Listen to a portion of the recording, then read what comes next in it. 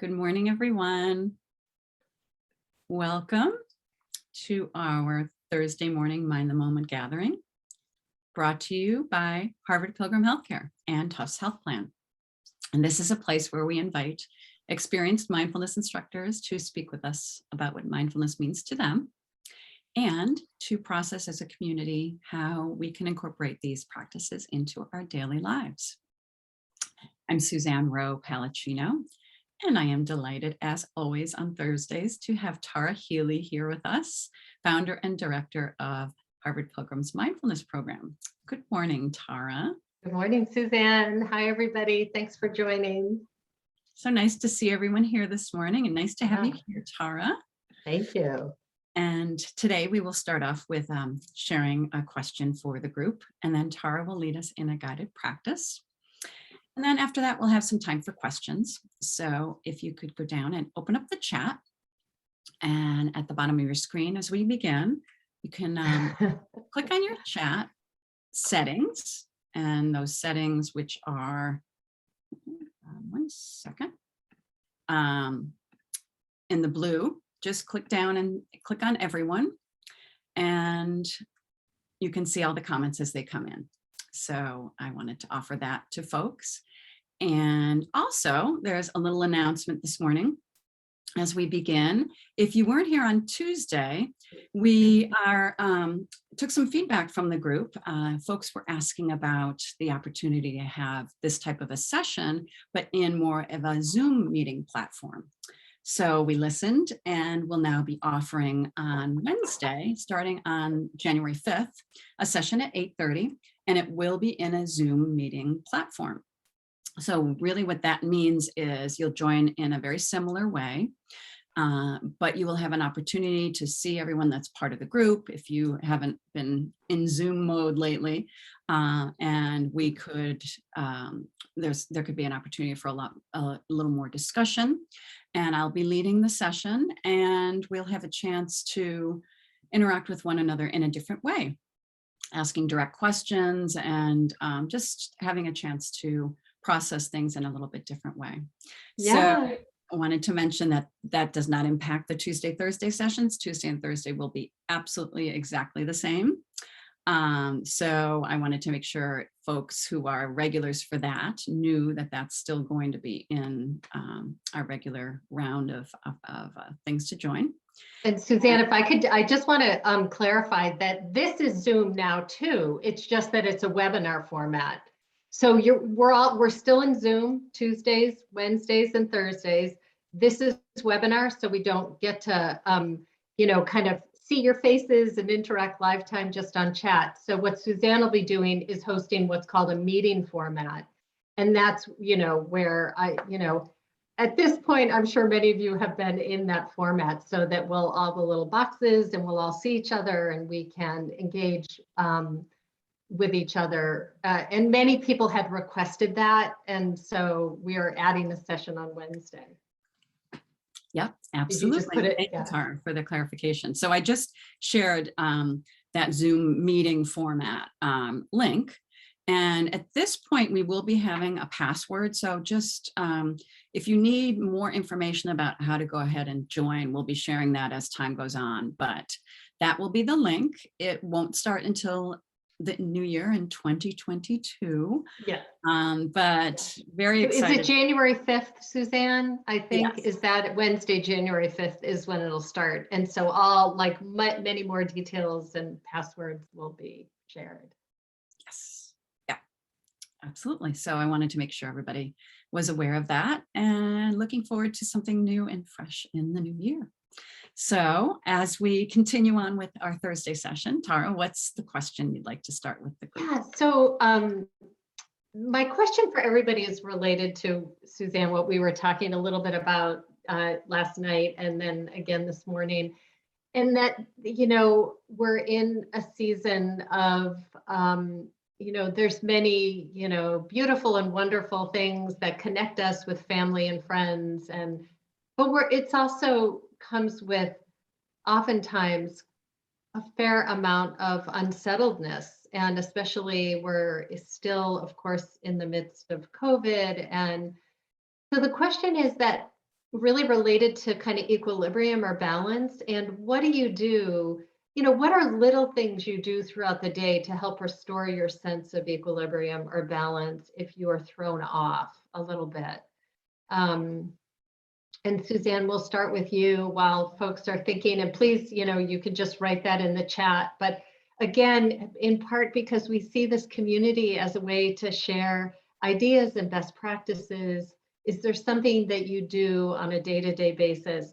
And this time that we're in, again, it can be especially challenging. Of course, there's beauty to it as well. But Suzanne, what are some things that you do, just little things throughout the day that you do to help kind of restore your sense of balance or equilibrium? Well, I love this subject, as I mentioned earlier. There's a few things. I go outside on a regular basis, and I always have, especially living in New England, I always have the right gear. Like I don't invest in a lot of different things clothing wise these days, but I invest in outdoor gear just because one knows. And I have a dog, so I go outside and I have a forest that's not far from me that I like to walk in. Yeah. I also will, I feel like sometimes a British person, sometimes when I just feel like I need to chill out, I have a cup of tea. Yes. So. Yeah. I was going to say I will often just have a cup of tea. And the other thing I've been doing lately is I can be a bit of a news junkie, and then noticing that, and then, kind of backing off, and then just playing music, putting music on in the background. And every time I do that, I just wonder why I don't do it more because it's like a little bit of a respite and a little bit of a break that I always feel like it's sort of restorative and resetting and, that kind of thing. Let's see. Yeah, that's wonderful. And you remind me that I sometimes don't do enough of that. And it's also nice to have, I have certain playlists on my Spotify app, but some of the ones that are more without words, that are more background, are really nice too. Yeah. No, it's really nice. Yeah. So stick to routine as much as possible. Isn't that interesting? We are creatures of habit, and that does. Yeah, I know. Well, when you think about it, how much animals love routine. I remember my dog, like when things were thrown off, he just wasn't quite right. So, and we are that way. Yeah. Mm-hmm.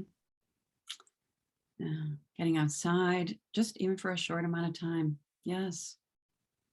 And, in the cold, I remember you mentioning this at one point, Tara, that just going out and just getting that burst of cold can be really, can wake you up and really be refreshing. Yoga and weightlifting, that's great. And scheduling respites, morning meditation. Mm-hmm. Ooh, Brene Brown. Oh, she's a gem. Yeah. Mm-hmm. She really is. And, her work is grounded really in science, and she has a very authentic way and voice. Yeah. That's great. Well, on that, so this is related to the theme. I thought what I would do is kick off the practice this morning with some prose by John O'Donohue, and it's from a book called To Bless the Space Between Us. And it's not very long. It's titled For Equilibrium.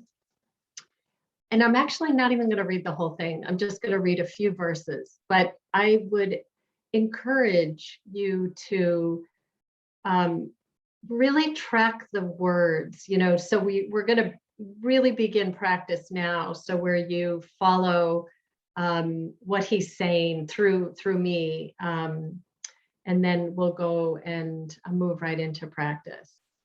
One thing to mention, Tara, and I know you've mentioned this before for folks, I am going to actually stand during our meditation. Okay, great. Yeah. Encourage folks, because I just feel like I've been sitting a lot this morning. So that's always something that is an option for everyone. So Yeah, thanks for mentioning that. Yes, standing is a perfectly fine practice, and we'll actually begin, think of this prose as the very beginning of practice. So I'm going to actually ask everybody to settle into the posture you're going to take this morning, whether that's sitting or standing, and take 2 deep breaths as you're on your own as a way to settle surface tension. Make that exhalation double the length of the inhalation. So go ahead and do a couple breaths on your own.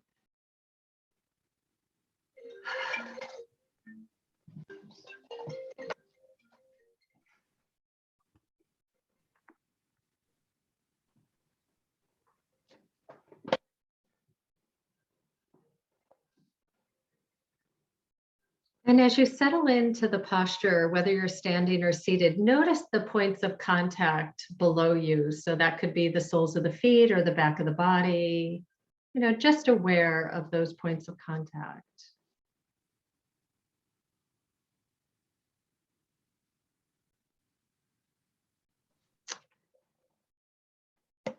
Like the joy of the sea coming home to shore, may the relief of laughter rinse through your soul. As the wind loves to call things to dance, may your gravity be lightened by grace. Like the dignity of moonlight restoring the earth, may your thoughts incline with reverence and respect. As water takes whatever shape it is in, so free may you be about who you become. As time remains free of all that it frames, may your mind stay clear of all that it names. And so with that, just kind of notice physically how those words land within you. Kind of notice any sensation in the body.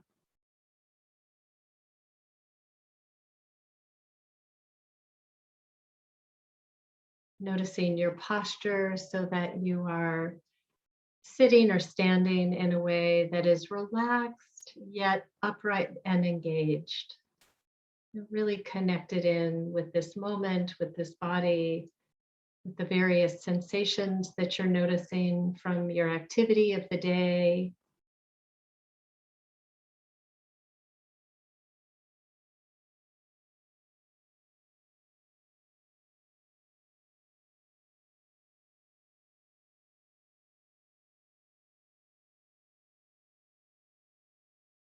And notice any areas in particular that seem to be calling out to you, whether that's a cramp or an itch, or it involves temperature, or perhaps a kind of holding in the body.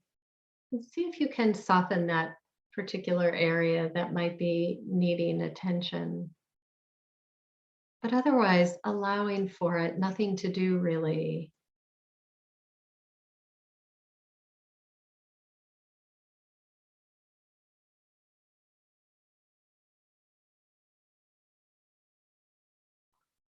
And today, as we use an anchor to help kind of guide us and to support our attention, that anchor can be breath sensation, wherever in the body it's most prominent for you, and breathing at a normal, regular pace. So as you breathe in and breathe out, notice where that breath is most prominent.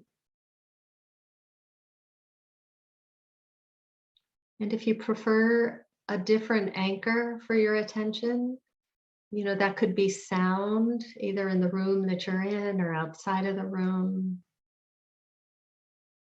Just a soft mental note of hearing without labeling what's making it, but literally using sound to steady, ground, and anchor attention, knowing that the mind will wander. And every time you see that you've drifted off and you wake up and you've been thinking, that's actually a really pure moment of mindfulness, of being aware, of seeing where the mind is. And it gives you much greater facility to then escort the attention back to either breath sensation or sound, And of course, another option would be maybe taking the palms of your hands and resting them on the top of your thighs, or perhaps even on the surface in front of you. And that point of contact, that feeling is your anchor.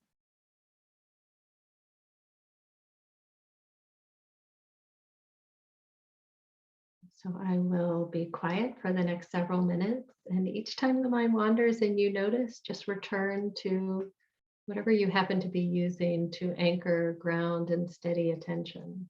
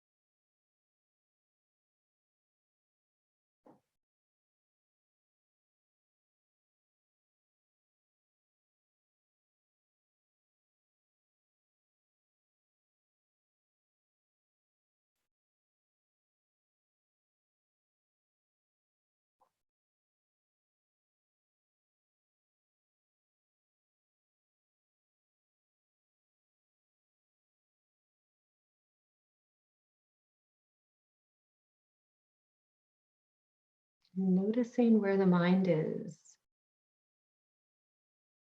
releasing thought, softening the body, and returning to your anchor.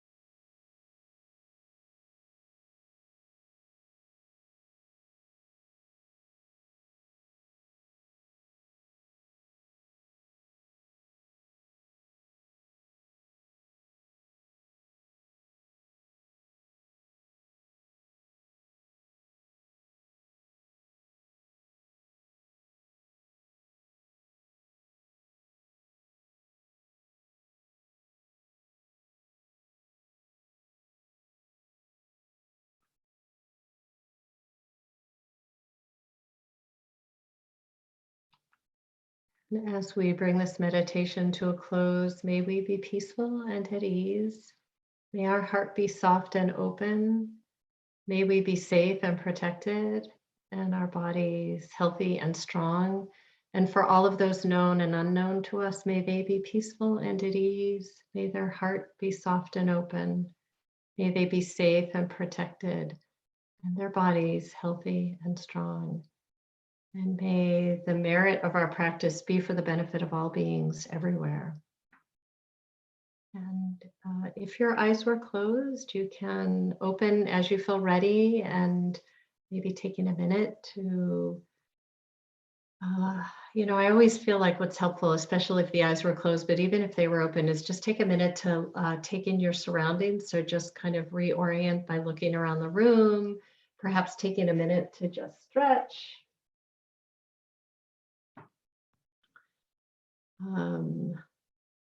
And I'm sorry if you heard my phone. I don't know if folks heard that or not, but I'm having something picked up this morning between 8:45 and 10:45. They give you like this 2-hour window, and I think that they're not here yet, but I think they're close. So anyway, sorry for that interruption if you heard it.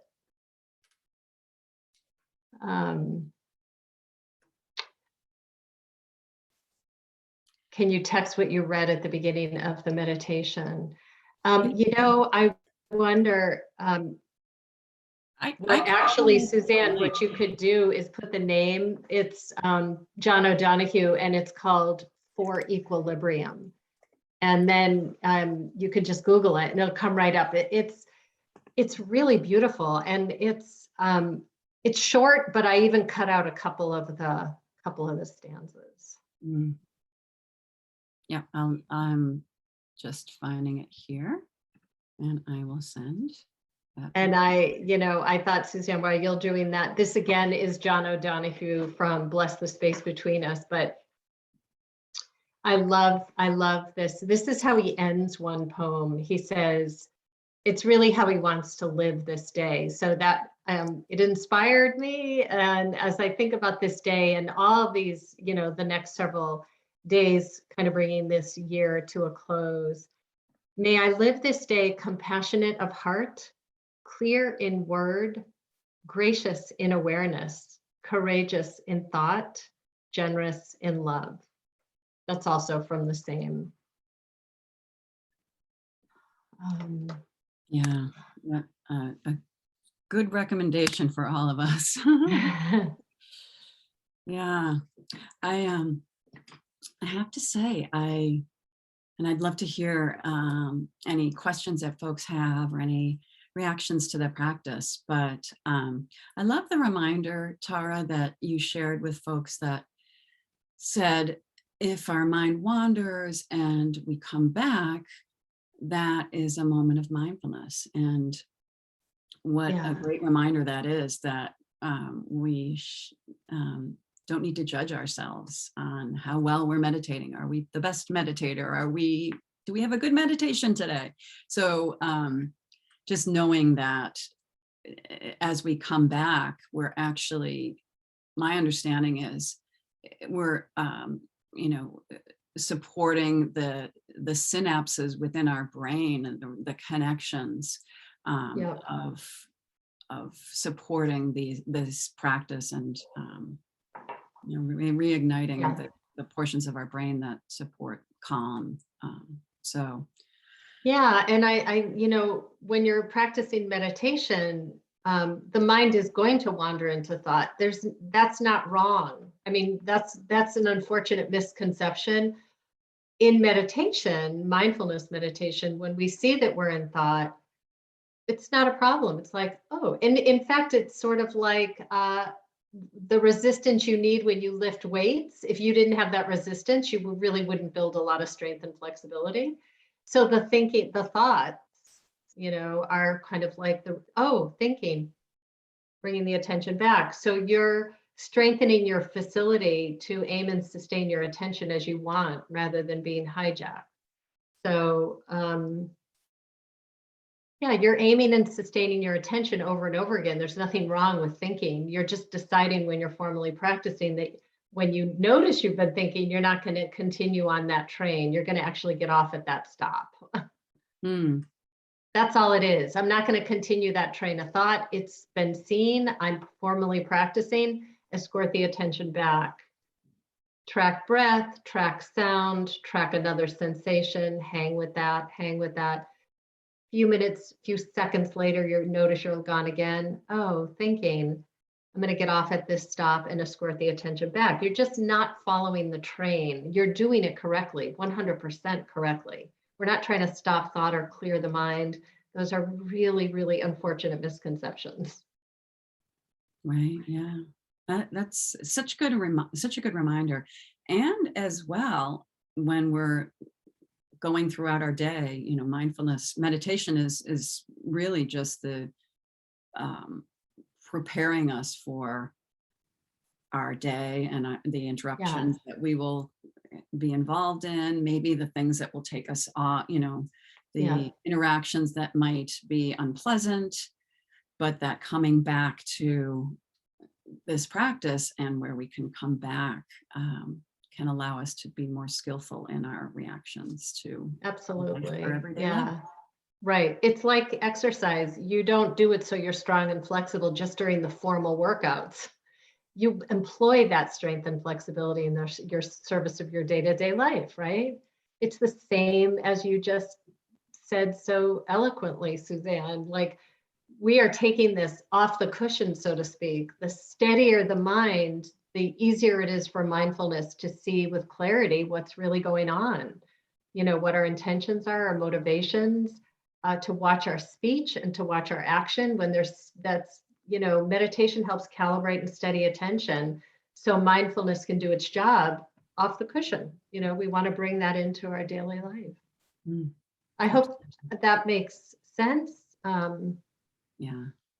And that does. Thank you so much for clarifying it, and that these kinds of discussions help to support folks that are either regular practitioners, newer practitioners, just, we all are learning every day about Yeah. the nuances. So, Yes. And so any questions or comments, although we might be at time. Oh, we're pretty yeah, close. there, Yeah. there was one individual that asked, will the Tuesday, Thursday sessions continue in addition to the Wednesday? Yes. And for anyone that did join a little bit later into the beginning, we are going to add a Wednesday session that will be in a Zoom meeting format versus the webinar, where we will see one another on video, if that's something that you decide to do.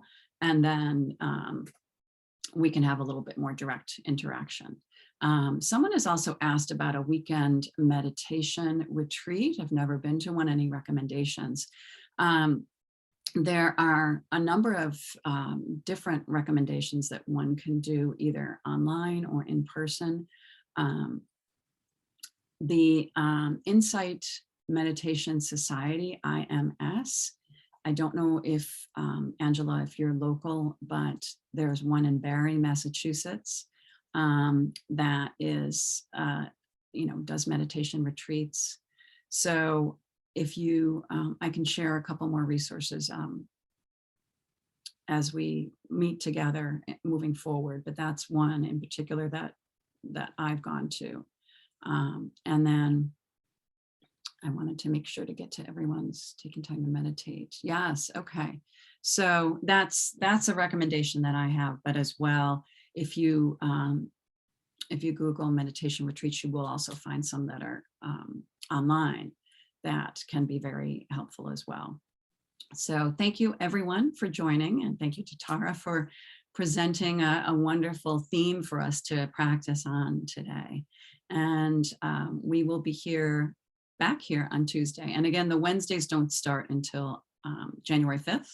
And we will be back here on Tuesday with Zinat Potia and have an opportunity to sit meditation with her and to enjoy some conversation and some different Sorry, types I was off camera for a minute, but yeah. the guys just came and picked up what they needed to pick up, which, it's so funny. It would have come during this time, but Thank you all so much. And I'll look forward to seeing you next week.